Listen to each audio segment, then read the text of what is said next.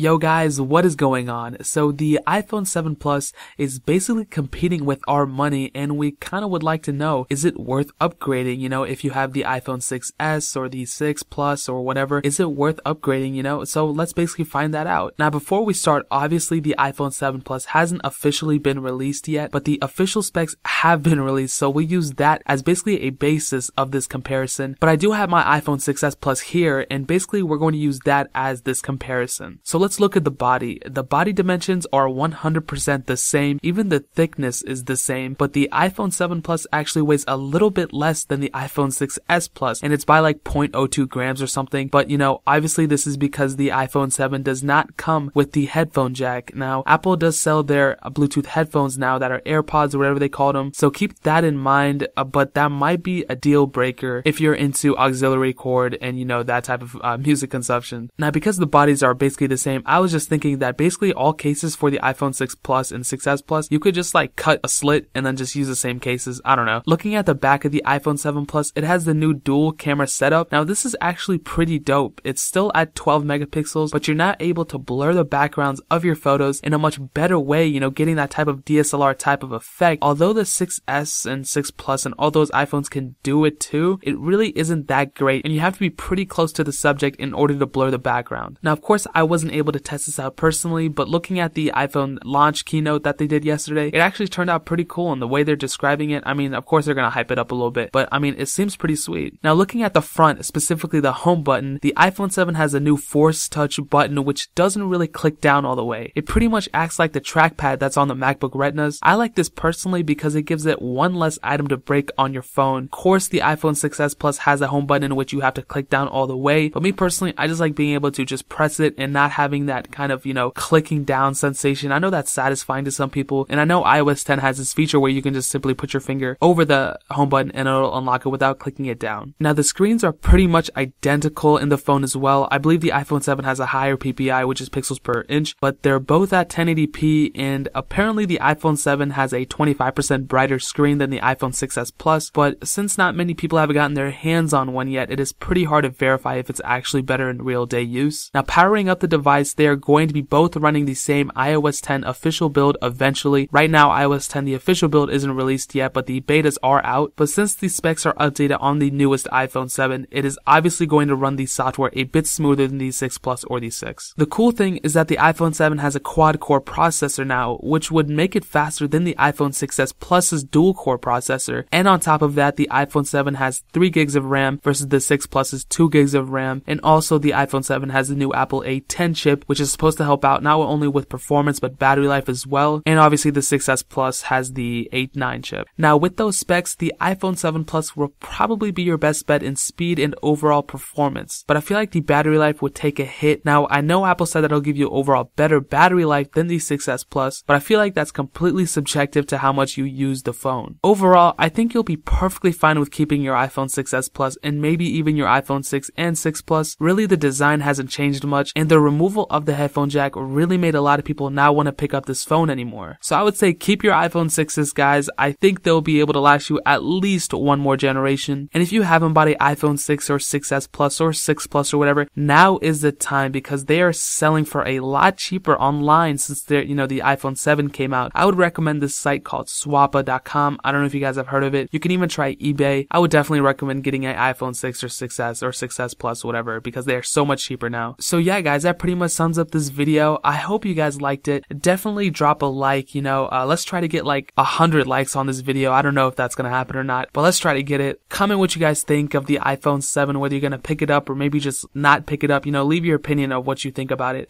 Add me on Snapchat as well. I'll be snapping people back for a while now. Depending on how many people snap me back, actually, I might not get to yours, but I will try my best. And the snap code is going to be on the screen. The name is Simple Alpaca, so that'll be somewhere as well. And the most important thing you can do is subscribe to this channel. That way, whenever I drop a new video, that'll be automatically updated to your feed, and you can check it out. Dude, and even put me on your notifications, so when I drop a video, you'll get a notification of it. If you like tech, dude, just subscribe. You guys will enjoy it. And yeah, guys, that pretty much wraps it up. I hope you guys have a good day. Hopefully, I'll see you guys in the next video. I love every single one of you guys. Peace out.